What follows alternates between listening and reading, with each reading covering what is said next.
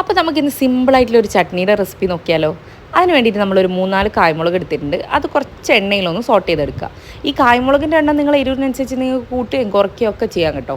പിന്നെ നമുക്ക് ചെറിയുള്ളി, നമ്മുടെ കായ്മുളക്, പിന്നെ നമ്മുടെ ആവശ്യത്തിനുള്ള തേങ്ങ ഇത്രയും എടുത്ത് വെച്ചിട്ടുണ്ട്. ചെറിയുള്ളി നമ്മളടുത്ത് ഇല്ലാത്തതുകൊണ്ട് നമ്മൾ കുറച്ച് വലിയുള്ളിയാണ് ആഡ് ചെയ്തിട്ടുള്ളത്. ആൻഡ് പിന്നെ അതെല്ലാം കൂടി ഒരു മിക്സിയുടെ ജാറിലേക്ക് ഇട്ട് പിന്നെ നമുക്ക് കുറച്ച് പുളിക്ക് ആവശ്യമായിട്ടുള്ള തൈരും കൂടെ ആഡ് ചെയ്ത് കൊടുക്കണം. നമ്മളിവിടെ വീട്ടിലുണ്ടാക്കിയ തൈരാണ് എടുത്തിട്ടുള്ളത്. നിങ്ങൾക്ക് എങ്ങനെയായാലും ഓപ്ഷണലായിട്ട് ഉപയോഗിക്കാം. പിന്നെ ഒരു കഷ്ണം ഇഞ്ചി. കഴിഞ്ഞു, പരിപാടി കഴിഞ്ഞു. ഇത്രയും സാധനങ്ങളും വെച്ച് നമ്മൾ ഒന്ന് മിക്സിയിൽ ക്രഷ് ചെയ്ത് എടുക്കുക. സോറി, ആവശ്യത്തിന് വെള്ളം ഒഴിക്കാൻ മറന്നുപോലെ. എന്തായാലും വെള്ളം ഇല്ലാണ്ട് മിക്സിയിൽ ചട്നി അരയില്ലല്ലോ. അപ്പോൾ ഇതാ കഴിഞ്ഞു, പരിപാടി കഴിഞ്ഞു.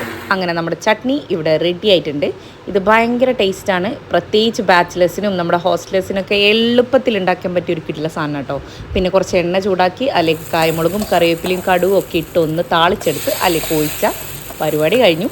ടേസ്റ്റിൻ്റെ കാര്യത്തിൽ ഒരു കോംപ്രമൈസും ഇല്ല. ഇന്ന് നമ്മുടെ വീട്ടിൽ ചട്നിയുടെ പാർട്ട്ണർ ആരാണെന്നറിയോ? അടിപൊളി അരിദോശ. അപ്പോൾ എല്ലാവരും ട്രൈ ചെയ്ത് നോക്കുക. ഒരു കിടിലൻ സംഭവമാണ്. അപ്പോൾ ഓക്കെ, ബൈ.